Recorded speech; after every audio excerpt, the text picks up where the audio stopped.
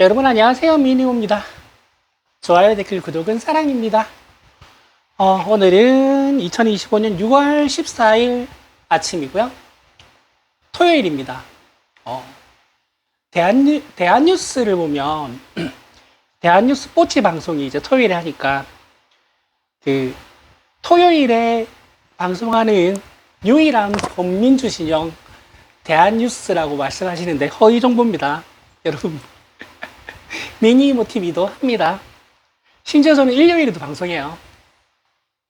그래서 대한뉴스만 있는 게 아니고 미니모 TV가 있다. 아 맞다. 저 수익 창출 요건이 달성됐습니다. 그래서 신청을 하니까 한 달 정도 시간이 걸린다고 이제 제 유튜브 컨텐츠에 문제가 있는지 없는지 아마 살펴보나 봐요. 그러고 난 다음에 수익이 들어오기 시작하는 것 같습니다. 여러분 덕분입니다.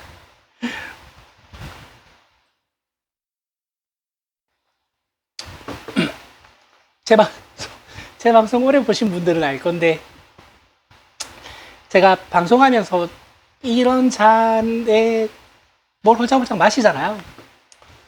그게 물이 아니고 소주입니다. 소주. 음주방송 미니모티브입니다. 근데 오늘은 소주가 아니고요. 친한 동생이 가게 놀러 왔다가 딴 데서 술을 너무 많이 마시고 왔다고 못 마시겠다고 남기고 간 사케가 있습니다. 요거 색깔 보이시죠? 사케입니다. 근데 대한뉴스 뽀찌 방송도 술 마시면서 해요. 그러고 보니까 그건 똑같네. 응? 이건 조금 다른 이야기인데 이 사케가 저는 우리 가게에서 파는 사케 중에서 가성비가 제일 좋은 것 같아요. 이게 하나야구 준마이라는 사케인데 팩 사케인데 맛있어요. 제가 사케는 잘 모르지만 뭐 제 입맛에는 그냥 제일 많이 맞는 것 같아요. 근데 이건 파는 데가 별로 없더라고요. 그래서 뭐 그렇습니다. 오늘도 이제 따로 대본을 준비한 건 아니어가지고 뭐 오늘 방송이 어떻게 전개가 될지 뭐 제가 하면서도 저도 잘 모르겠지만 일단 해보겠습니다. 일단 어제 아침에 그제 백혜룡 경정이 기자회견을 했고 어제 이제 뉴스공장에도 출연을 했는데 지금 최혜병 특검의 내용하고 거의 똑같은 그 이야기가 경찰에도 하나 있습니다. 뭐냐 하면 자 유사일에 두 번째 규모의 마약 밀반입 사건을 백혜룡 경정이 수사를 했습니다. 수사를 했는데 이게 74kg이어서 두 번째로 많은 양이라고 하더라고요. 2200억 정도 된답니다. 근데 그 뒤로도 수사를 조금 더 한 모양이더라고요. 그래서 74kg이 아니랍니다. 추정치 300kg 정도 되고요. 거의 조단이랍니다. 들어온 마약의 양이. 자, 그러면 윤석열이 마약과의 전쟁을 선포했고, 그래서 한동훈이 진두지휘해서 마약과의 전쟁을 치르고 있는 중에 어떤 조선족이 스스로 경찰에 찾아와서 나 마약 끊게 해달라, 나 잡아 넣어달라라고 해서 수사를 시작한 건데 여기까지 밝혀진 겁니다. 그럼 상을 줘야지. 그죠? 근데 이게 외압이 들어옵니다. 외압이 들어와서 백혜룡 경정은 좌천되고요. 그리고 무사하고 싶으면 수사에 손 떼라 라는 말까지 듣고요. 그리고 이걸 탄압한 경찰은 승진을 하는데 이 승진 청탁을 한 사람이 블랙펄 인베스트먼트 도이치모터스 주가 조작의 주포인 이종호가 나옵니다. 또 뜬금없이 똑같습니다. 최혜병 사건도 임성근 포스타 최초의 해병대 사령관 만든다고 이종호가 나서가지고 그래서 그 김성근 사단장을 최혜병, 최혜병의 사망 사건에서 아무 죄가 없게 만들고요. 죄가 있다고 수사한 박정훈 대령은 처음에 항명수괴죄로 입건이 됩니다. 지금은 그냥 항명죄로 계속 재판 중입니다. 근데 거기에 이종호라는 이름이 등장합니다. 똑같아요. 근데 내용은 똑같은데 규모가 다릅니다. 아까 주진우 기자가 그런 말을 했던 것 같은데, 마약 관련 사람을 죽이니만이 살인을 하니만이라는 양이 통상 200g에서 1kg이면 살인까지 일어난다고 해요. 300kg입니다. 300kg. 이거는 유사일의 최대 규모입니다. 근데 이 마약이 한국으로 밀반입 되는데 관여한 게 어디냐면요. 일단 관세청이 관여합니다. 그리고 공항에 있는 국정원과 군도 눈을 감습니다. 그리고 검찰이 동원되고 경찰이 동원돼서 이 사건을 강제로 수사되고 있는 걸 덮어버렸습니다. 물론 아직도 이거는 수사가 되지 않고 있습니다. 여러분, 관세청과 국정원과 군과 경찰과 검찰을 모두 움직일 수 있는 사람은 두 사람밖에 떠오르지 않죠. 그러면 여기서 달리는 물음표가 왜냐는 겁니다. 왜? 이거 저는 굉장히 심각한 사건으로 봅니다. 그래서 지금 검찰이 그 팀을 꾸려서 이거를 다시 수사한다고 하는데, 그래서 백혜련 경정이 기자회견을 연 겁니다. 이 사건을 덮은 주체가 팀을 꾸린다는 게 말이 되냐? 당장 멈춰라. 뭐라고 그랬지? 경거망동할 생각하지 말했나? 하여튼 그 정도의 워딩으로 기자회견을 합니다. 이거는 글쎄요. 이게 다 밝혀지면 저는 이것도 좀 상상해보면 끔찍합니다. 뭐가 어떻게까지 됐을지.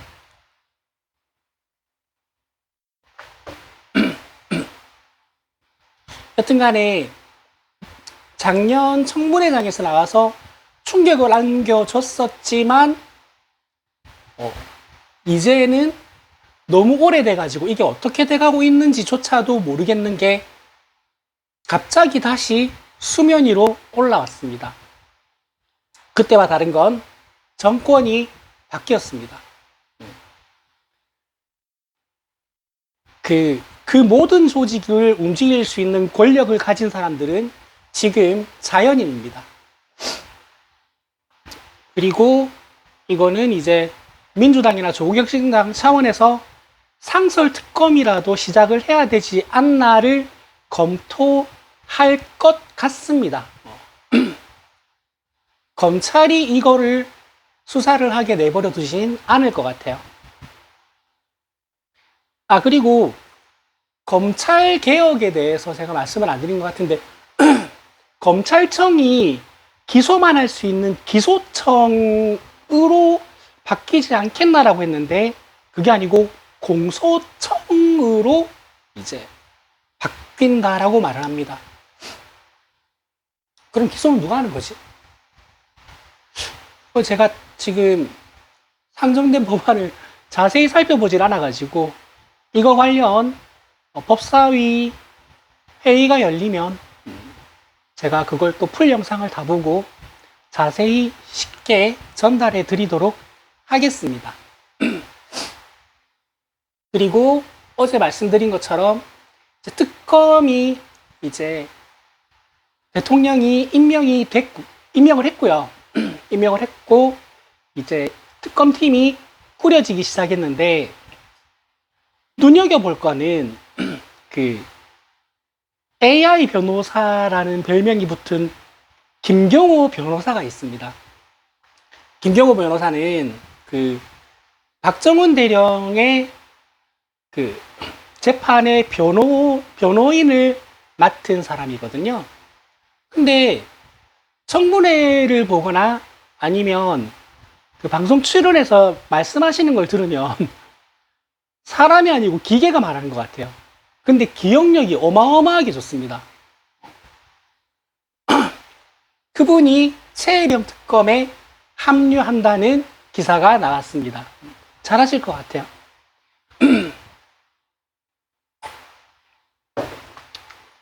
여튼 내란 특검 60명 그리고 죄송합니다. 김건희 특검 40명, 최혜병 특검 20명의 검사가 이제 특검을 시작하게 되는데 사람들이 빠르면 6월 말이라고 하던데 지금이 14일이니까 그 정도 될 것 같습니다. 6월 말 안으로 시작되지 않을까. 왜냐면 지금 이재명 정부를 출범시키고 나서 모든 일이 우리가 빠르면 이때쯤 뭔가가 되겠지라고 했던 것보다 항상 더 빨리 되고 있어요. 대단하십니다. 그저께 특검 임명도 그저께 유튜브에서 뭐 빠르면 내일, 늦으면 주말쯤에 임명하지 않으시겠나라고 다들 예측했거든요.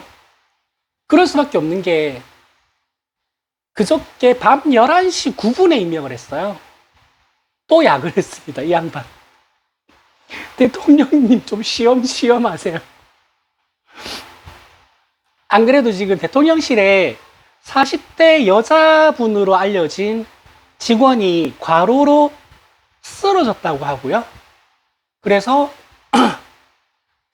강기훈 비서실장님이 대신해서 대통령님을 대신해서 병문안을 갔다고 합니다. 그러면서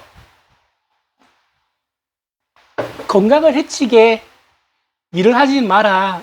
일단 사과를 했고요. 본인 때문에 무리하게 일을 하다 이렇게 된 것 같았고 이제 본인 책임이라고 사과는 했고요. 그리고 건강이 제일 중요하다. 건강을 해칠 만큼은 하지 마라. 라고 말씀을 하셨는데. 그러고 그 다음날 밤 11시 9분에 특검을 임명을 하시면 어쩌라는 건지.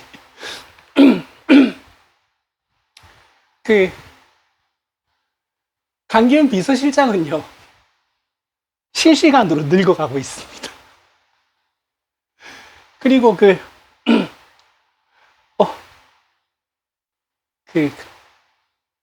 갑자기 이름이 생각이 안 나지? 대변인. 미쳤나 보다. 왜 갑자기 이름이 기억이 안 나지? 강유정 대변인님은 처음에는 렌즈 끼고 안경 안 끼고 머리 세팅해가지고 브리핑하러 나왔거든요. 머리 묶고 안경 끼고 나오고 있습니다. 그분도 실시간으로 늙어가고 있습니다. 대통령님 그렇게 하실 거면 일단 부대변인도 좀 활용을 하시고요. 뉴스공장에서 안기령 위원장님 빼가셨으니까 두 분을 교체 기용을 좀 하시고요. 비서실장도 한 분 더 뽑으세요. 그러다 죽어요.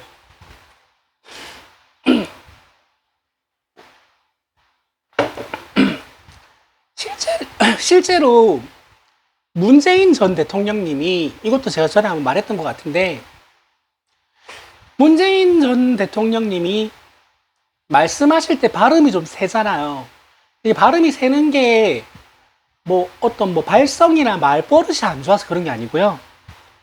노무현 전 대통령 때 비서실장 하면서 사람이 왜 너무 고생을 하면 이빨이 빠진다 그러죠? 그 비서실장 시절에 이빨이 몇 개 빠져서 그런 겁니다. 그리고 대통령을 하면서 몇 개가 더 빠지셨다고 알려져 있어요.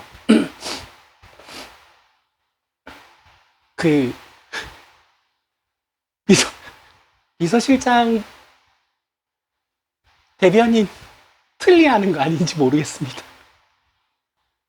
여튼, 그리고 그게 있었구나. 그, 더불어민주당 원내대표 선거가 있었고요. 저는 서영교 의원님이 원내대표로 선출되지 않을까라고 생각했는데 반대가 됐어요. 그것도 자꾸 이름이 기억이 안 나냐? 이 고유명사가 기억이 안 나구나. 사람 이름이 기억 안 나면 치매 초기 증세라던데. 김병기 의원님. 그 국정원 출신의 삼선 의원님이 원내대표로 선출이 되셨습니다. 그리고 정청래 법사위원장님은 아마도 틀림없이 전당대회의 당대표 후보로 출마를 하실 것 같고요. 그리고 박찬대 전 원내대표님도 당대표 선거에 나갈지 말지 고민 중에 있다라고 말을 하는데, 원내대표 후보 두 분을 봤을 때도 호불호는 저는 있어요. 서영교 의원님이 되셨으면 조금 더 좋았겠지만 두 분 중에 누가 돼도 훌륭하다라는 생각을 했거든요. 박찬대 전 원내대표나 정청래 이렇게 출마를 하면 그 두 분도 저는 누가 돼도 상관없겠다 싶어요. 두 분 다 훌륭합니다. 다만 아쉬운 거는 그 당대표 선거를 나가기 위해서인 것처럼 정청래 법사위원장님이 법사위원장직을 내려놓았습니다.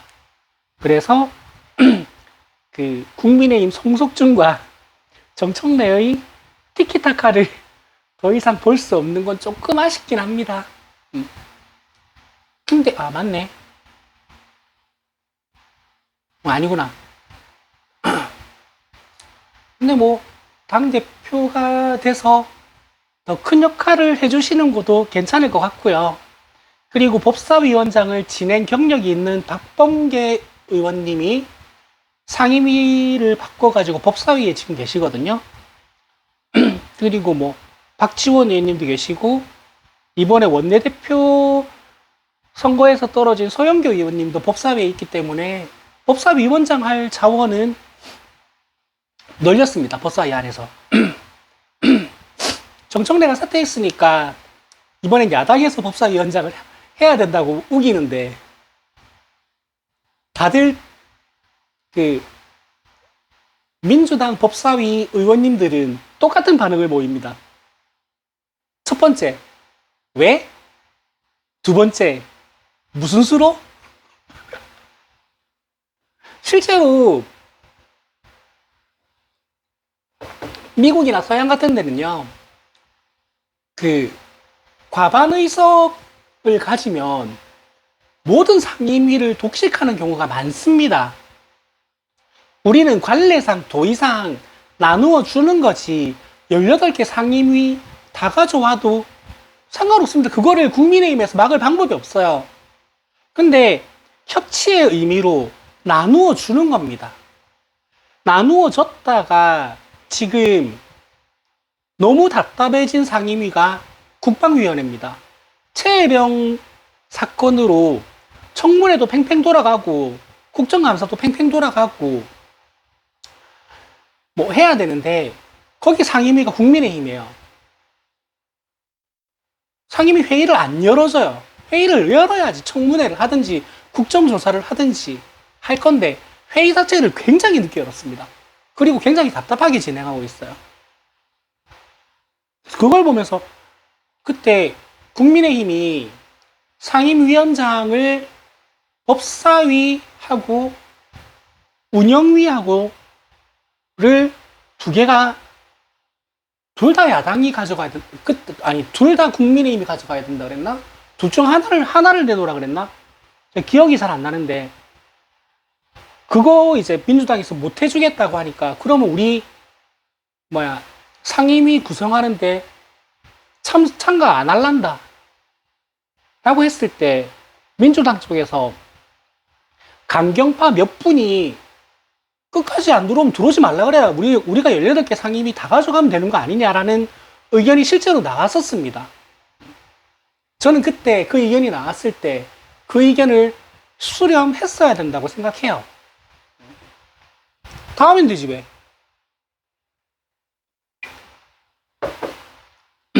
근데 국방위가 회의를 안 열고 질질 끌었던 것 자체가 국방위는 열리면 무시무시합니다. 국방위에 누가 있었냐면요. 이재명 대표님이 계셨고요. 조국 전 대표님이 계셨고요. 박범계 의원님, 추미애 의원님, 김병주 사성장군 출신 의원님, 또 누가 있었더라? 여튼 이게 드림팀이라고 말하기도 조금 모자란데 거의 뭐 우주방위군 수준의 멤버를 국방위에 꾸려가지고 아마도 22대 국회가 출범하면 최혜병 관련 현안이 있기 때문에 그랬는지는 모르겠어요. 진짜 최정상급 살벌한 전투력을 가진 사람들을 국방위에 다 모아놨어요. 그러니까 국민의힘 소속의 상임위원장이 회의 열고 싶겠어요, 그거?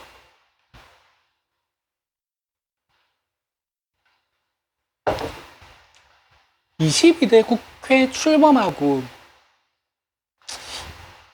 사람들이 우스갯소리로 그런 말을 한 적이 있는데 윤석열은 그런 거 하지도 않았지만 보통 새 국회가 출범을 하면 그 각 당 대표들이나 원내대표들을 그 대통령실에서 초청해가지고 만찬을 하는 게 뭐 거의 관례화되어 있었습니다. 근데 윤석열이 초청을 했어. 뭐 한동훈 당대표, 이재명 당대표 여기까진 그렇다 쳐. 조국 장관이래. 조국 대표.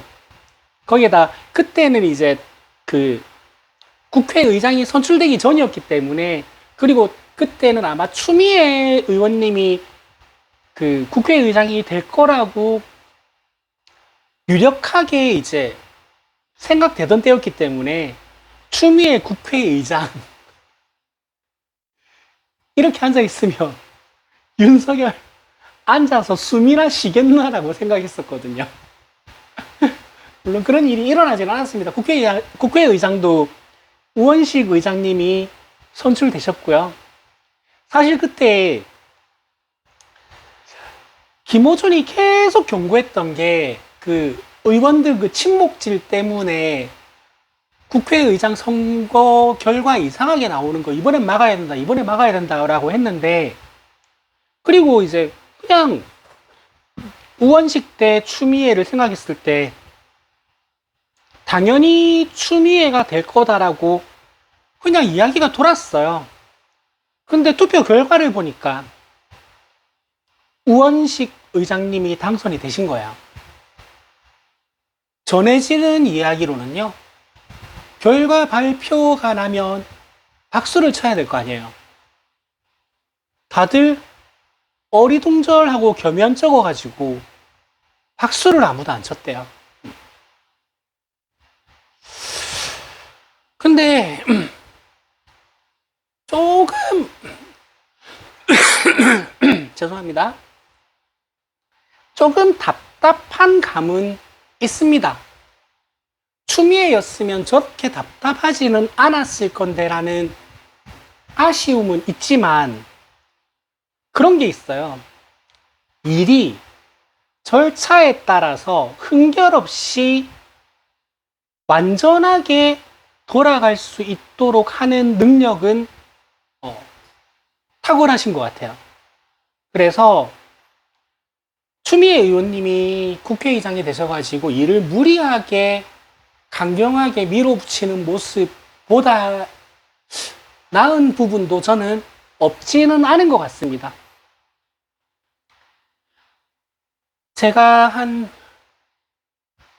10년, 15년 전까지만 해도 내가 추미애 의원님을 좋아하게 되고 추미애 의원님에 대해서 좋게 이야기하는 날이 올 거라고 생각을 해본 적이 없어요.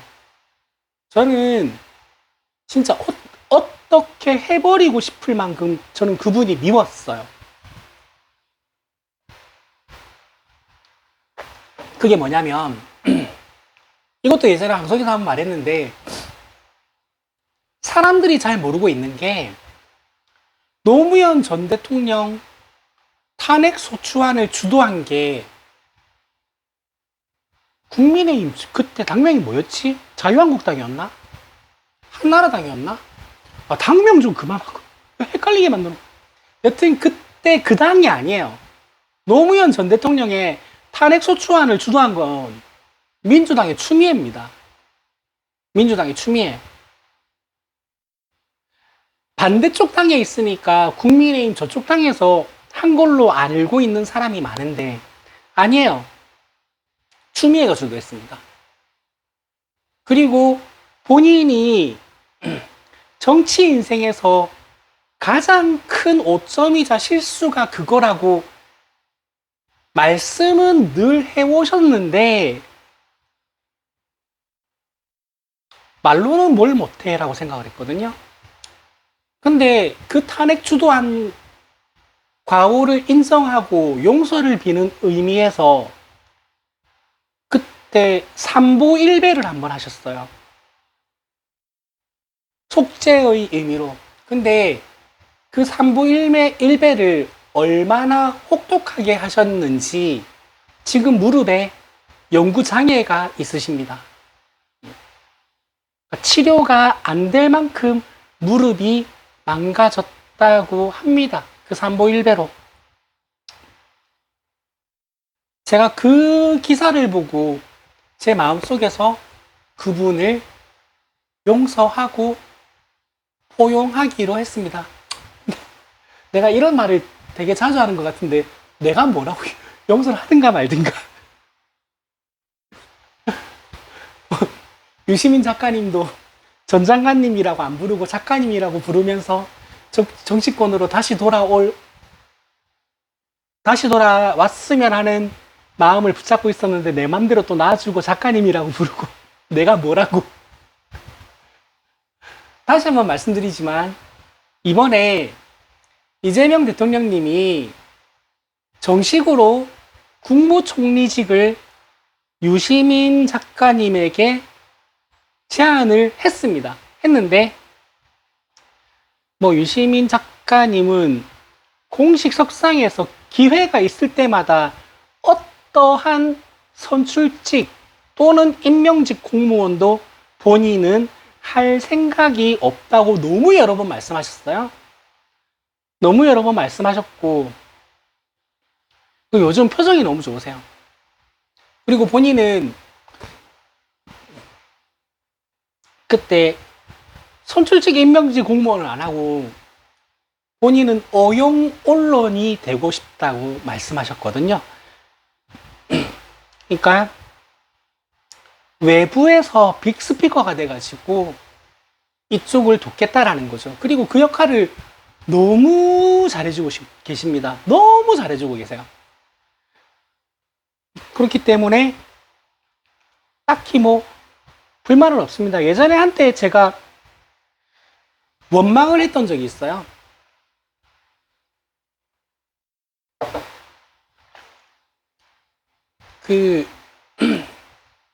특히나 좀 어지러운 전국에서 아니 차라리 유 전 장관님이 손석희를 설득해서 손석희와 손을 잡고 대선에 출마하면 민주당 소속으로 그럼 게임 끝인데 좀 해주시면 안 되나?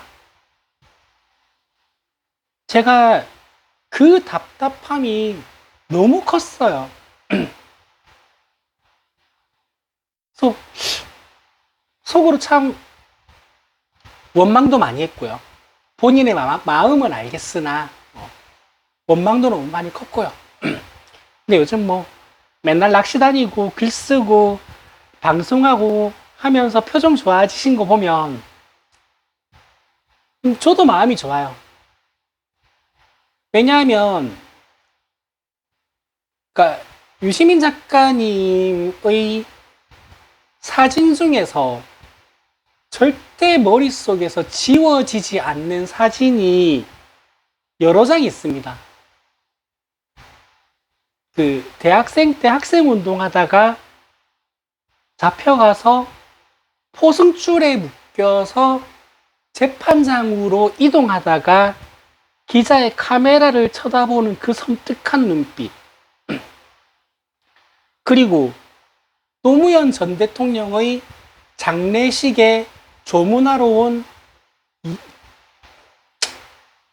말하기도 안 한다.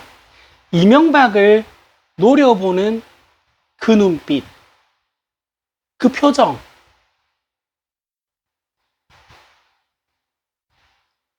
그러니까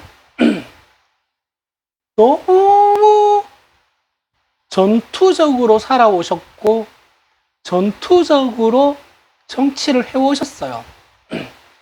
이제 보건복지부 장관으로 임명된 뒤에는 조금 누그러지셨지만 이제 장관은 임명직이잖아요.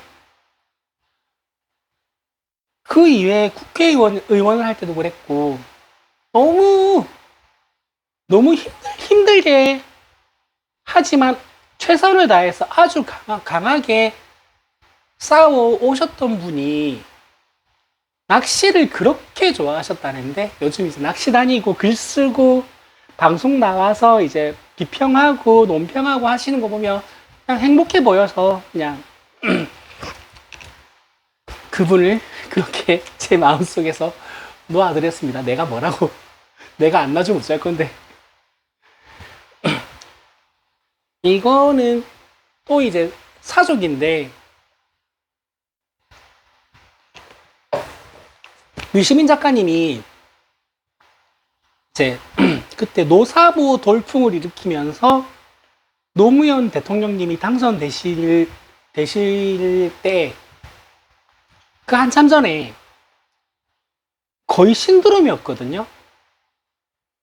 노무현 전 대통령이 경선을 통과하고 대통령 후보로 선출되는 과정부터가 일단 드라마입니다. 이거는 노사모가 만들어낸 돌풍입니다. 지지율 그리고 인지도가 가장 낮은 후보를 경선에서 모두가 발로 뛰면서 모두가 합심해서 후보로 선출시킨 겁니다. 근데 그 과정에서 노무현 전 대통령이 유시민 작가님한테 물었대요. 아니 진짜 노무현 시대가 옵니까? 이러니까 유시민 작가님이 당연히 옵니다. 그거는 필연적으로 그렇게 될 수밖에 없습니다. 라고 말을 했대요. 근데 당신 왜 이렇게 열심히 나를 도와주느냐? 그거 좋다. 당신이 노무현의 시대가 온다고 하니까 노무현의 시대가 오면 나는 당신한테 뭘 해주면 되냐? 라고 했을 때 유시민 작가님이 요구사항이 두 가지가 있으셨다 그래요. 하나는 대통령은 퇴임하면 자서전을 쓰잖아요. 근데 자서전을 직접 쓰지는 않아요. 본인이 소스를 던져주면 작가의 손을 거쳐서 자서전이 나옵니다. 그 자서전을 제가 쓰게 해주세요가 하나의 요구 조건이었다고 합니다.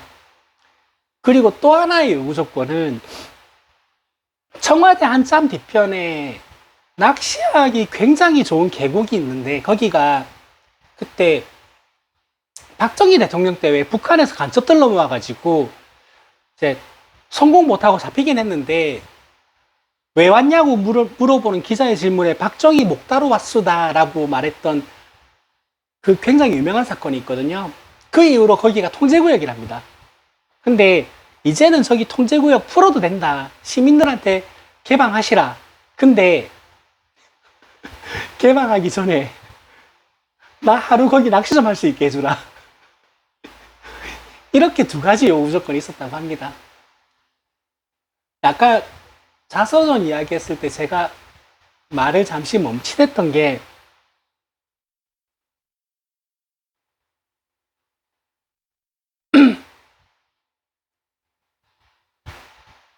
자서전을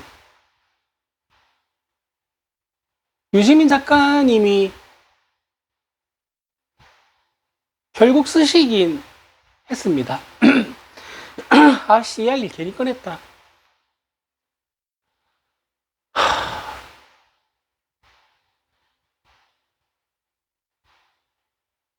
자서전을 언제 쓰셨냐 하면 노무현 전 대통령님 사후에 쓰셨어요. 사후에 쓰셨는데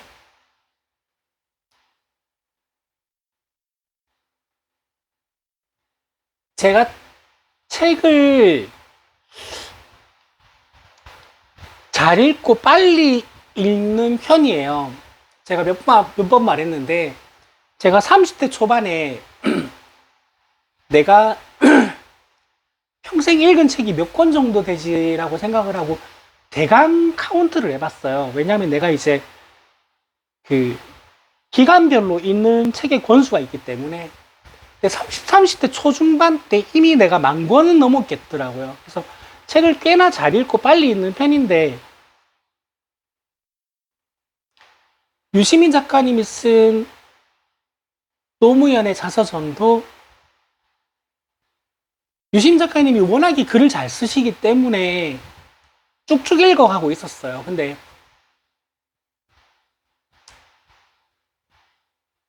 마지막 챕터가요.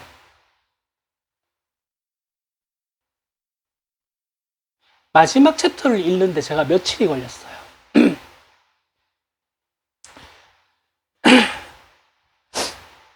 그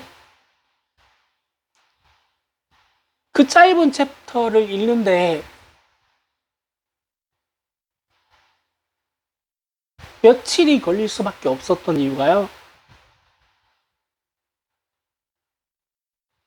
노무현 전 대통령님이 몸을 던지신 그날 아침부터 몸을 던지셔서 떨어지는 느낌까지를 1인칭으로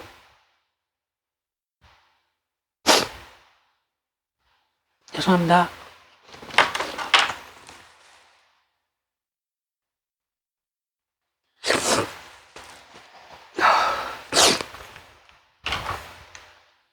(1인칭으로)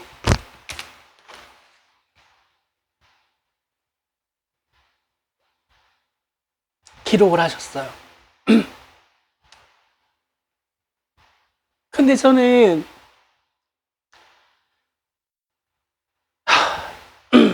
제가 생각했던 건 그거예요. 내가 좋아했던 대통령님이고 나는 그 대통령님의 나라의 국민의 한 사람이었습니다. 그런 제가 읽기만 해도 눈물이 멈추질 않아가지고 그걸 읽지를 못했어요. 글자가 눈에 들어와야 읽죠. 눈물이 펑펑 쏟아지는데. 그래서 제가 그때 들었던 생각이요. 그저 한 사람의 국민이었던 내가 읽으면서도 이렇게 힘든데 이 글을 집필하신 유시민 작가님은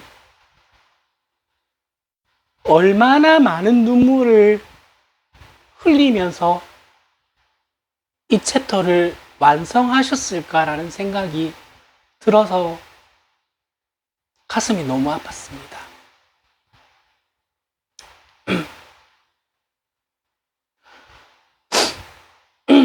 자서전 이야기 괜히 꺼냈어.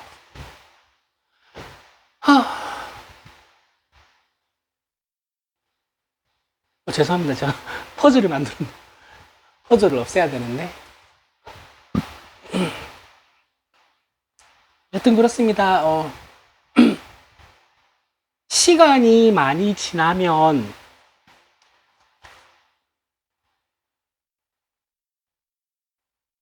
죄송합니다. 자꾸 퍼즐을 만드네. 시간이 많이 지나면 저는 덤덤하게 그분의 옛 영상을 볼 수 있을 줄 알았어요. 근데 제 알고리즘에, 유튜브 알고리즘에 노무현 전 대통령님의 영상이 계속 뜨기 때문에 사실 저는 그걸 잘 안 봐요. 정말 가끔 봐요. 왜냐하면 볼 때마다 눈물이 나거든요.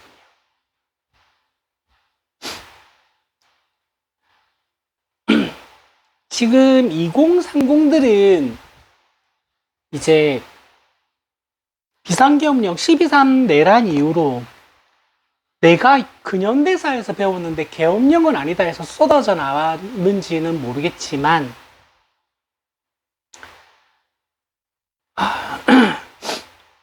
40대부터는요, 40대부터의 민주당 지지자들은요, 평생 지울 수 없는 마음의 빚이 있습니다.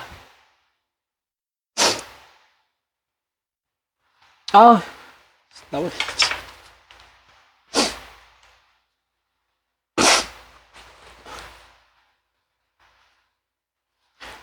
노무현 전 대통령님을 지켜드리지 못한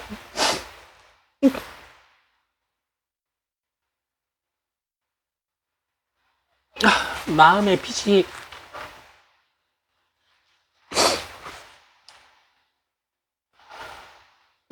있습니다.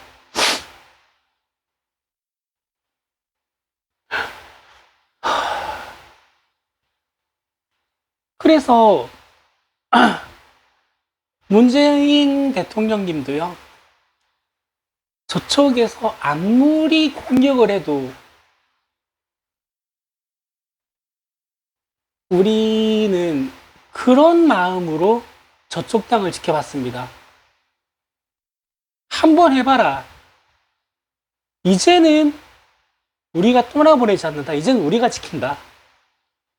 대통령님을 날리려면, 혹은 퇴임한 전 대통령님을 날리려면 우리를 먼저 밟고 가야 될 거다. 이번에 내란 사태 이후로 그 암살 제보가 엄청나게 들어온 상태에서 이재명 대통령님도요, 뉴스를 소화하시는 분들은 뉴스에서 그런 게 있으니까 저 정도로 무리하게 경고를 하는 것도 부족하다라고 느꼈겠지만, 우리는요, 그게 다가 아닙니다.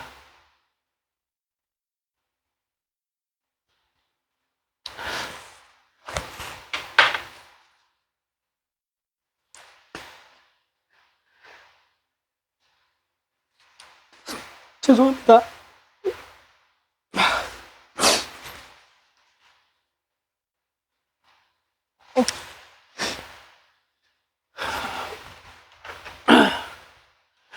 우리가 지켜드리지 못하고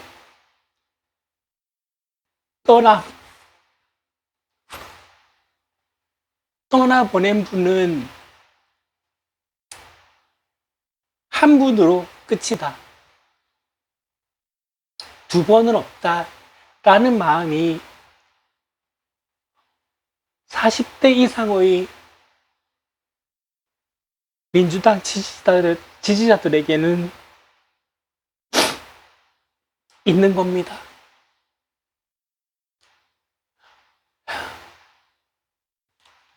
미치겠네, 진짜. 나 오늘 왜 이러냐.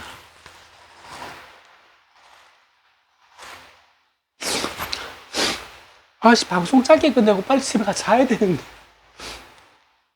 제가 요즘 수면 장애가 있어가지고요. 예전에 한번 말씀드렸는데, 좀 수면 장애가 좀 심해가지고, 제가 이거 갤럭시 링을 산 이유가 딱 하나예요. 수면 관리하려고. 근데 제가 며칠 잘 자다가, 어제 내가 수면 기록을 보니까 1시간 10분밖에 못 잤더라고요. 그래서 오늘 못 자면 저 죽어요. 저는 이재명이 아닙니다. 저는 1시간 10분 자면 안 돼요. 근데, 왜 이야기가 나왔지? 어우, 싫어. 여튼, 그렇습니다. 오늘 조금, 막 정보랑 추억이랑 뭐 이런저런 이야기 한다고. 또 오랜만에 이 고민을 하네. 오늘 제목 어떻게 뽑나? 일단,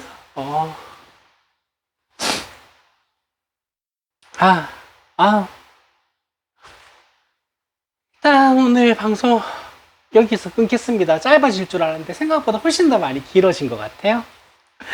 오늘 방송 여기까지 할게요. 맞다. 지금까지 듣고 계신 분이면 제 채널의 수익 창출 요건에 큰 도움이 되신 분들일 거예요. 너무 감사합니다. 정말 저 진심으로 감사합니다. 항상 말했지만 저는 수익을 위해서 유튜브를 시작한 게 아니거든요. 제 유튜브 영상을 보고 몰랐던 사실을 하나라도 알게 되는 분이 한 분이라도 계시면 제가 하루에 10시간, 12시간 언론을 접하면서 고작 몇십 분짜리 영상을 찍는 게 그것만으로도 충분히 가치가 있다고 생각을 해서 시작한 건데 수익 창출 요건을 만족하는 날이 올 거라고는 생각도 못했습니다. 지난번에도 말씀드렸지만 생기는 수익은 방송 장비를 늘리는데 전액 투자를 하도록 하겠습니다. 여기까지 할게요. 좋아요, 댓글, 구독은 사랑입니다. 여러분 안녕.